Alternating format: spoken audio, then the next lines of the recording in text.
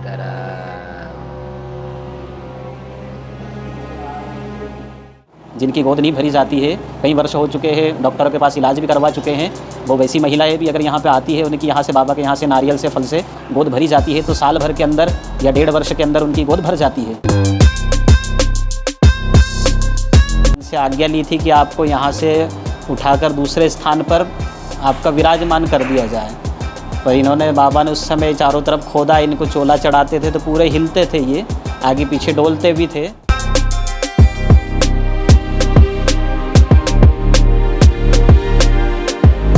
क्योंकि ये खेड़ापति एक स्थान से दूसरे स्थान नहीं जाते हैं।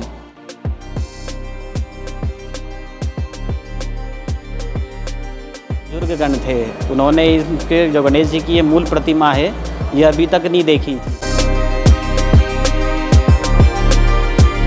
मैंने भी पहली बार देखा कि ये गणेश जी का ऐसा स्वरूप है जिनके चारों हाथ है। मैं आ गया हूँ एक और भव्य स्थान में। महाराज जी ने अपने पास स्वयं बुलाया है हमें, तो देख पा रहे होंगे आप। श्री सीताराम। सीताराम महाराज जी। जय सिया राम। तो ये जो मूर्ति है, ये जिस समय मैं आया यहाँ पर तो मुझे ऐसा प्रतीत हुआ कि ये गणेश जी हैं। हाँ जी। और गणेश जी हनुमान जी का रूप है। तो हाँ। ये क्या मैंने सच दिमाग से सच है मेरे साथ? हाँ, नहीं क्या ये है इनकी कहानी?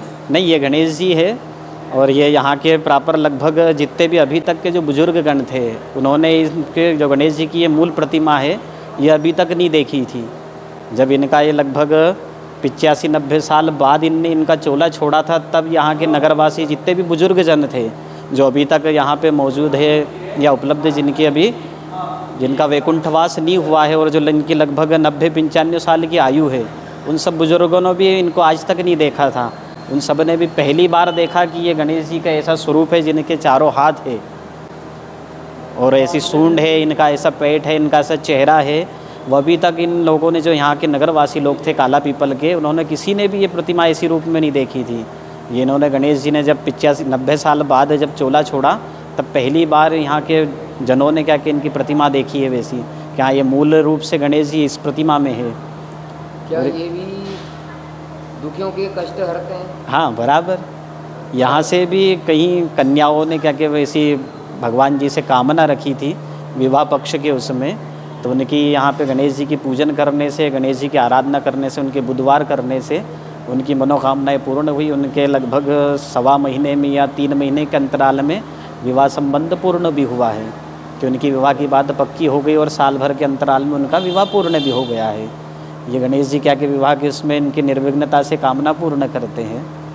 बहुत बहुत मैं सौभाग्यशाली मानता हूँ।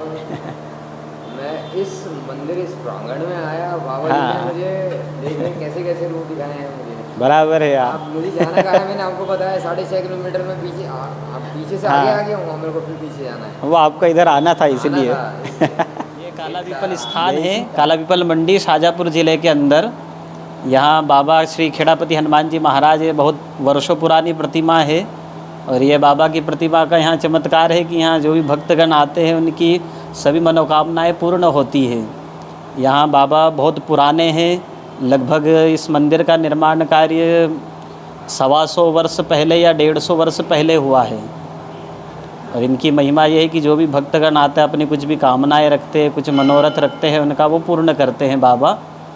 ये बाबा की ये है कि कोई भी शादी ब्याह हो या किसी का कोई मंगल कार्य हो, कुछ भी कार्य हो, तो उसमें ये इनके यहाँ बाबा के यहाँ 5 नारियल चढ़ाए जाते हैं।